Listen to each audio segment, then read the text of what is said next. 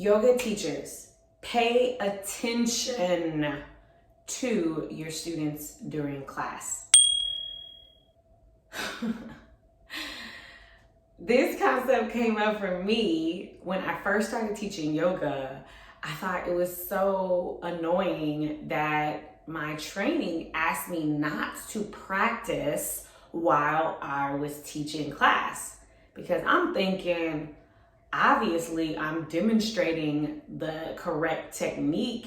If I don't demonstrate it, how will people know what to do?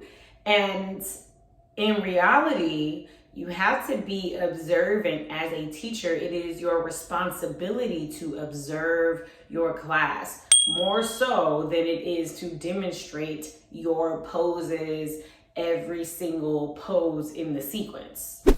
In this video, we are going to go through the reasons why you want to be observant of your students, how you can incorporate that while still offering support and guidance in the visual and the physical aspects, even in virtual spaces.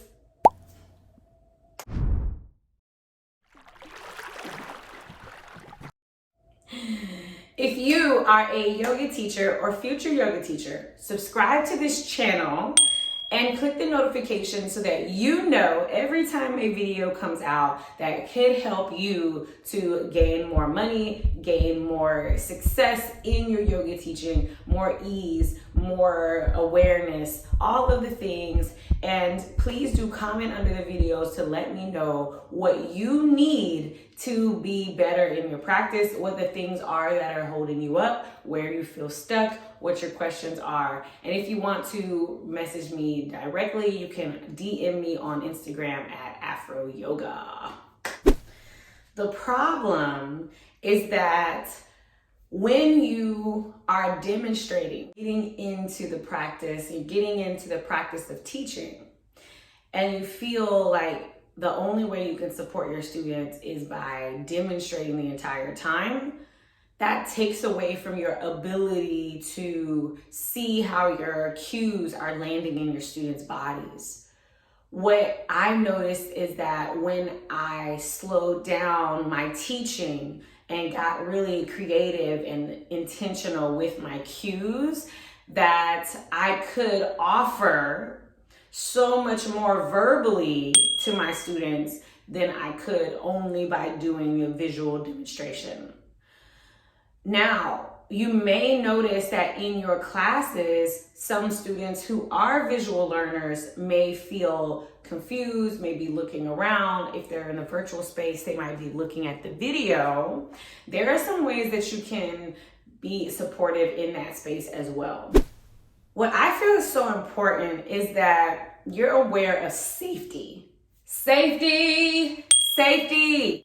As a yoga teacher, you have the opportunity to see, what are their feet doing? Are they protecting their knees? Are they in a safe space? More so than getting this idea of what the pose is supposed to look like. Because not everyone's bodies are the same. When you look at your students, you can see, okay, well, they're not going into this pose anytime that I'm teaching this, especially if it's something that you teach over and over, like a sun salutation. Is someone always skipping certain poses or certain types of poses, or are they always shying away from one side of their body? You can only know that if you're being observant.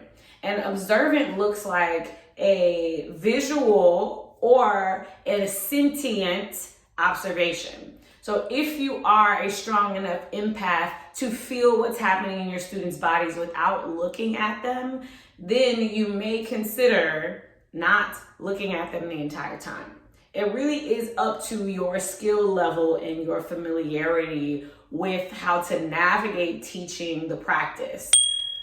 I highly encourage, for new teachers, you want to look at your students for the first 500 classes, 500 hours of teaching.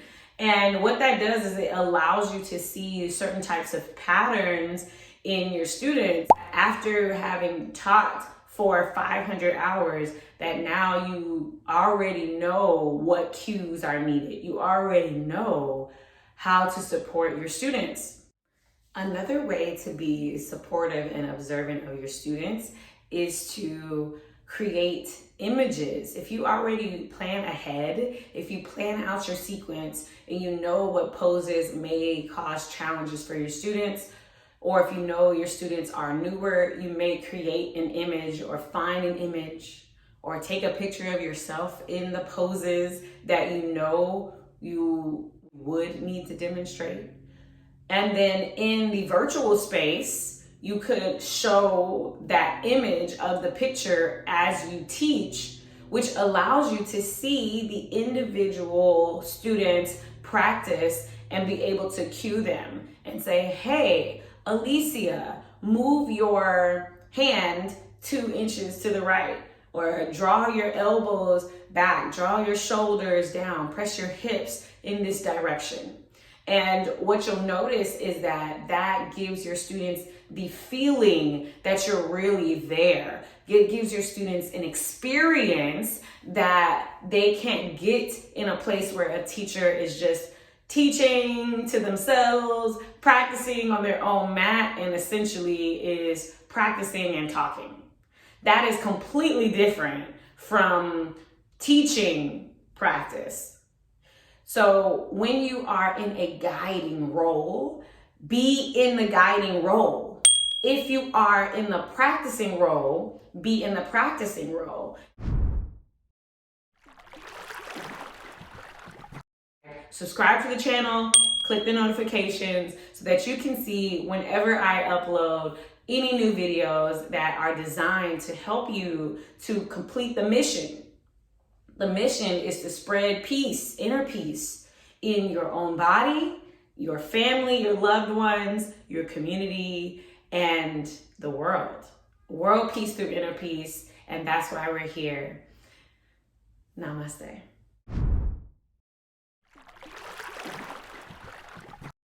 In 10 years from now, the people and the clients who you haven't even met yet, they need to hear your message. And that's what spreading world peace through inner peace is all about. So please do share this video with people who would benefit from it. And my name is Alicia. You can find me on Instagram at Afro-Yoga. I look forward to seeing you in the next video.